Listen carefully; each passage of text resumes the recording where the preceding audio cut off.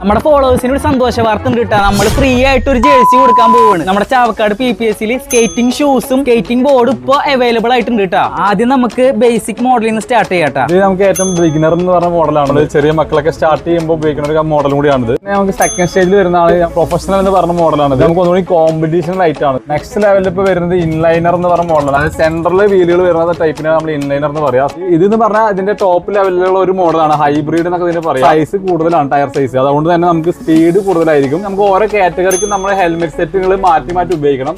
ഏറ്റവും ബിഗിനർ കാറ്റഗറിക്കാണെങ്കിൽ നമ്മൾ ഏറ്റവും നോർമൽ ടൈപ്പുകളൊക്കെ കൊടുക്കാം. അതുകൊണ്ട് നന്നായി ചെയ്യുന്ന കുട്ടികളാണ്, സ്പീഡുള്ള കുട്ടികളാണെന്നുണ്ടെങ്കിൽ നമ്മൾ ടോപ്പ് ആയിട്ടുള്ള ഹെൽമെറ്റ് സെറ്റുകൾ ഉപയോഗിക്കണം.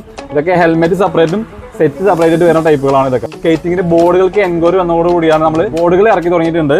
സ്കേറ്റിംഗിന്റെ തന്നെ നല്ല ഫ്ലെക്സിബിൾ കുഷനിങ് ഉള്ള ബോർഡുകളൊക്കെ വന്നിട്ടുണ്ട്. നല്ല ഫ്രെയിമാണ്, വുഡൻ ഫ്രെയിമിലും വരുന്നുണ്ട്, കാർബൺ ഫ്രെയിമിലും വരുന്നുണ്ട് കേട്ടോ. സ്റ്റാർട്ടിംഗ് പ്രൈസ് നമുക്ക് ഒരു 1000 രൂപ 900 രൂപ റേറ്റിലൊക്കെ സ്റ്റാർട്ടിംഗിൽ വരുന്നുണ്ട്.